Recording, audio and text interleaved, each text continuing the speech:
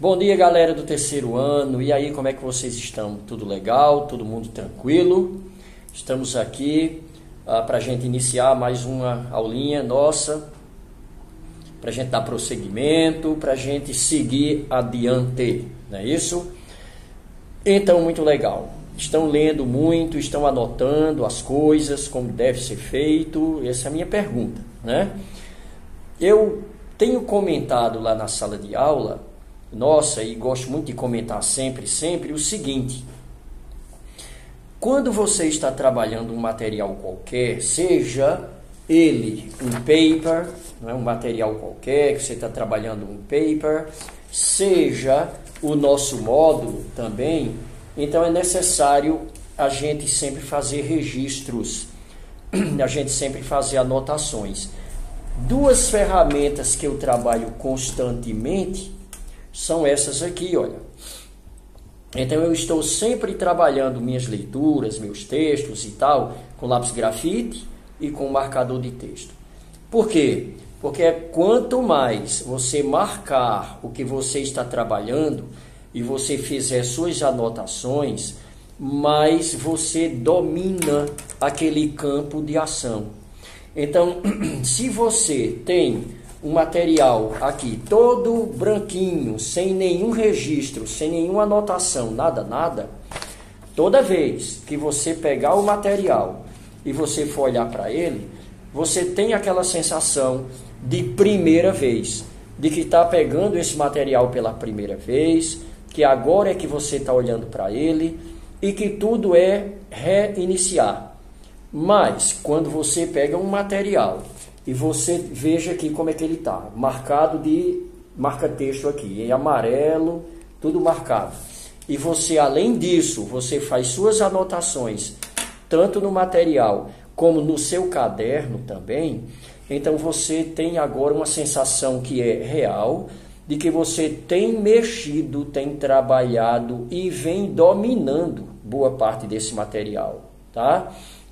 Então essa recomendação é interessantíssima, tá bom? Isso não sou eu que estou colocando isso como uma novidade, isso é antigo, né? Isso é estudado pela neurolinguística, que nossa percepção visual vai ser bem diferente de um material todo rabiscado, porque eu marquei isso aqui, sublinhei aquilo ali, circulei aquilo outro, fiz anotações laterais. É a minha percepção visual de um material assim, e o que ele joga para o meu cérebro é uma coisa. Enquanto que se eu não anoto nada, se eu abro um material que não tem anotação nenhuma, que está do jeito como sempre esteve, quando eu olho, cada vez que eu olho para esse material, a ilusão que eu tenho é que eu não trabalhei aquilo ali, não coloquei nada em registro, não assimilei nada, e sempre que eu vou retomar o material é um começo, é um retomar que vai ter o mesmo nível de dificuldade sempre, tá? Então façam sempre esses registros. Eu tenho visto na época lá da nossa sala de aula, que a gente está com tanta saudade da nossa sala. Não sei se vocês iriam dizer tão cedo assim que estariam com saudade da sala de aula, né? Mas a gente já pode dizer, realmente estamos. Eu lembro lá na sala, vários de vocês usando os post-its, os papeizinhos pequenininhos que colam lá no caderno. Eu vi cada coisa fantástica nos cadernos, nos módulos, os post-its com as anotações, com as observações, porque você abre aquele material e você percebe o quanto você vem avançando no material, tá, pessoal? Então isso é importante, tá bom? Lembrando, eu vou sempre estar lembrando que nós somos uma equipe. Os professores estão dentro da equipe. E eu, particularmente, não estou dentro da equipe só fisicamente, não. Eu estou dentro da equipe, de coração mesmo, de espírito, e a gente está trabalhando junto, galera, tá bom? Nada de desanimar. Eu já disse uma vez, vou dizer de novo e vou dizer outras vezes. Essa nossa turma é uma turma especial. É uma turma com uma particularidade muito grande, na nossa última videoaula de sexta-feira passada. Foi muito legal, bastante gente participando, gostei muito. Vamos mais gente. E eu quero que vocês tragam sempre perguntas e anotações de dúvidas para mim, para que a gente faça os comentários. Não precisa ser dentro de um parágrafo, de um texto que a gente está estudando no momento, mas sendo qualquer coisa relacionada ao seu estudo de língua inglesa, nós estamos trabalhando, estamos prontos, e eu quero muito esse entrosamento, constantemente, tá bom, gente? Então, o pessoal do terceiro ano, seja de Campina Grande, seja de Patos, é um pessoal que está num momento de grande necessidade de entusiasmo, de insistência, de persistência. Então, nada de desanimar, vamos em frente.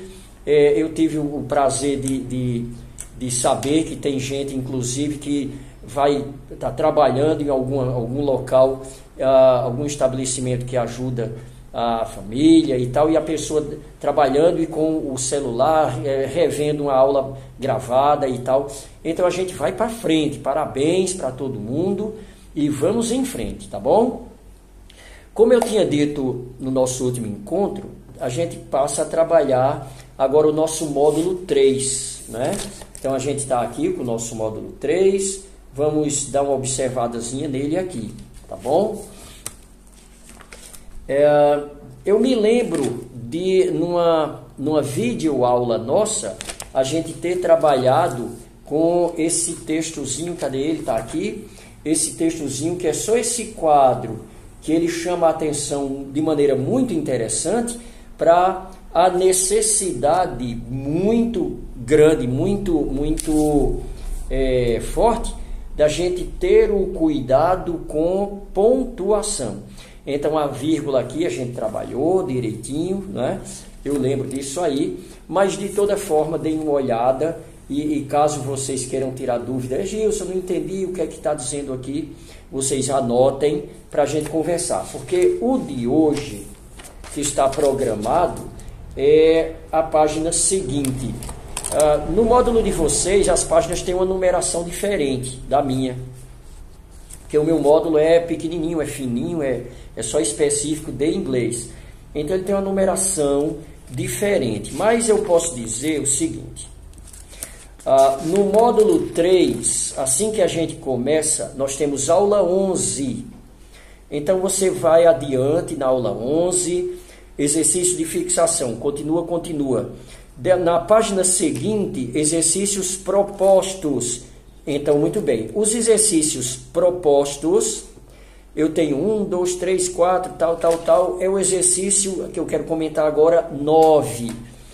Então, exercícios propostos, o exercício de número 9, é esse que eu quero comentar, tá bom?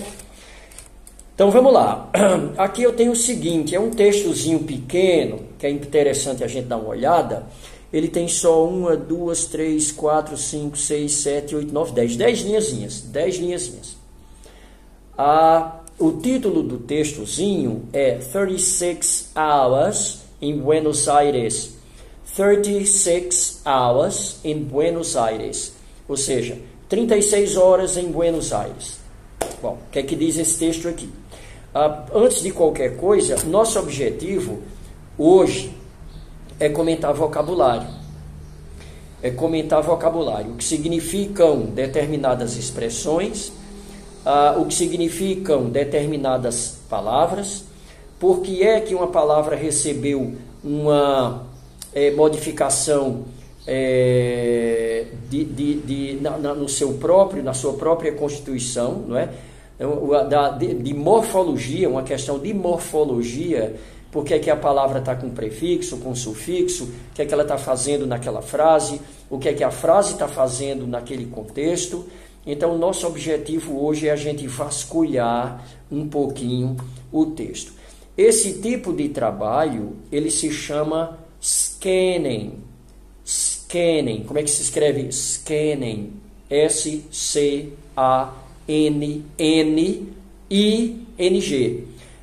A gente conhece, todo mundo usa a palavra escanear. Então você diz, eu tenho que escanear. eu tenho que levar isso aqui para, sei lá, para uma copiadora, tem que escanear uns documentos, etc, etc. Então, a palavra escanear vem do verbo de língua inglesa que é scan. Scan significa fazer uma leitura detalhada, buscar elementos específicos, tá? Scan significa isso. Então, quando eu digo assim, let's scan the paragraph, quando eu digo let's scan the paragraph, o que está sendo sugerido, recomendado aqui, é que a gente faça uma observação detalhada de palavras, de ideias, dos pontos específicos que a gente tem ali, tá legal? Então vamos dar uma olhada nisso aqui. Let's scan the extract. Ele começa dizendo o seguinte: contemporary Argentine history is a roller coaster of financial booms and cracks, set to gripping political soap operas. Ponto. Primeiras duas linhas.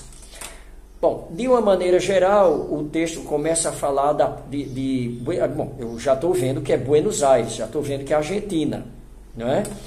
E na primeira linha, ele tem contemporary. Contemporary é um adjetivo, contemporâneo.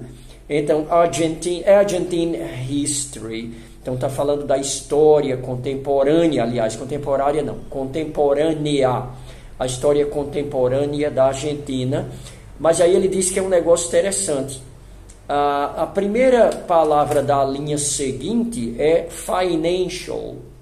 Financial. Então, olha só, história contemporânea da Argentina, financial. Financial, financeiro, algo ligado ao financeiro.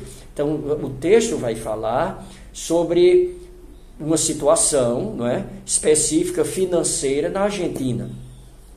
O que está me chamando a atenção aqui são as palavras, uns vocabulários bem curiosos, bem legais, né? Na primeira linha aqui, a gente tem roller coaster. Roller coaster. O que é um roller coaster?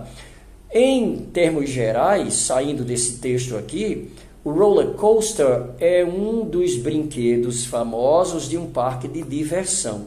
O roller coaster é a montanha russa, né?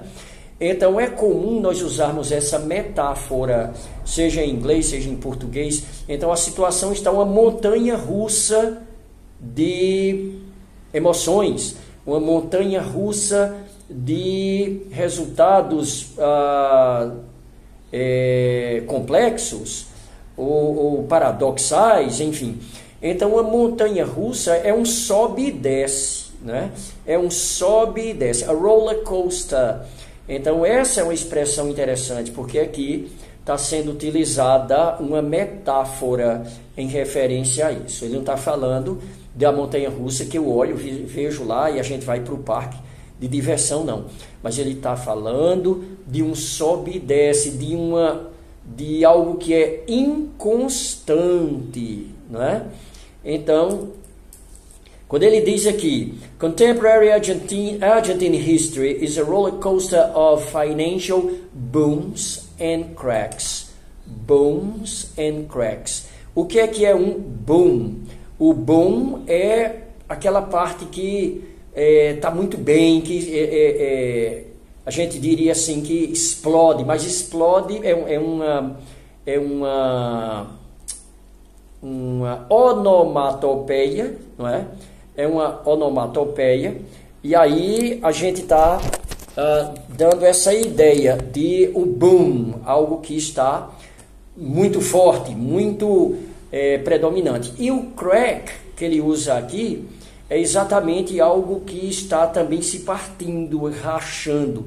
Então a situação financeira, que é uma roller coaster of booms and cracks, então é aquela situação que é uma inconstante muito grande, de ápice, de períodos muito altos e de períodos desastrosos, né?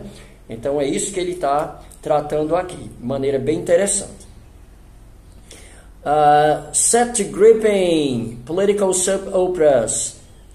O verbo grip, logo após aí, é interessante. É um verbo que a gente usa muito. Grip. Grip significa chamar a atenção. Chamar a atenção. É o verbo to grip, né? Então você diz assim, eu fiquei... isso me chamou a atenção. Esse livro me chamou a atenção. Então, this book has gripped. Você nem precisa dizer a palavra atenção, attention. Mas você pode dizer, this book has gripped me.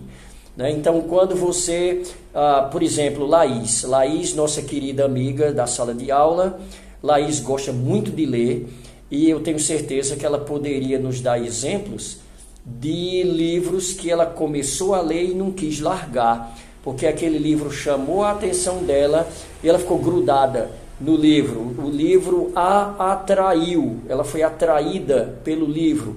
Então o verbo grip é usado nesse sentido. Laís poderia dizer assim, esse livro me atraiu muito. Então ela pode dizer, this book has gripped me a lot, não é? Or a great deal. This book has gripped me for good, por exemplo, não é? Então você pode dizer assim, minissérie tal me atraiu de tal forma que eu só parei de assistir quando terminou tudo. Então você pode dizer, that miniseries has gripped me in such a way that I just couldn't help it, né? Então você pode dizer dessa maneira. Então a gente veja que nós começamos o texto com essa ideia de que financial situation, a situação financeira da Argentina, ela tem sido uma roller coaster of booms. Booms é o ápice. And cracks. Cracks é lá embaixo, porque crack é rachar, rachadura e tal, né? Legal. Então, ele continua dizendo, but through all the highs and lows, na linha 3, eu vou chamar a atenção para isso. Through all the highs and lows. Veja só. Through, através de, through all, através de tudo isso aí. Tudo isso o quê? Highs and lows. É preciso a gente chamar a atenção aqui para uma coisa. Que high, normalmente, é um adjetivo. Low, normalmente, é um adjetivo também. Adjetivo não tem plural. Adjetivação não pode ser pluralizada em inglês. A gente sabe disso, né? Os adjetivos em língua inglesa não tem variação nem de número, singular, plural, nem de gênero, masculino, feminino. Não existe, é uma palavra só. Então, high pode ser alto, alta, altos, altas. Low pode ser baixo, baixa, baixos, baixas. Não há variação de número, não há variação de gênero. Mas aqui eu tenho, foi colocado plural. Ele diz, a frase, a segunda linha, deixa eu ver se é a segunda linha. A terceira linha diz assim, but through all the highs and lows. But through all the highs and lows. O que houve aqui, igual a português, não é novidade nenhuma, foi uma substantivação. A questão aí, o adjetivo foi substantivado. É como a gente diz em português normalmente, os altos e baixos. É uma substantivação. Os altos, pontos positivos, os pontos máximos, os pontos relevantes positivamente. Os baixos, os pontos difíceis, desastrosos, não é? Agoniantes, negativos. Então, but through all the highs and lows. É isso que aconteceu aí, tá bom? Bom, então o texto prossegue. Eu vou chamar a atenção só de uma palavrinha, de uma expressão no final. Não há nada para chamar a atenção aí.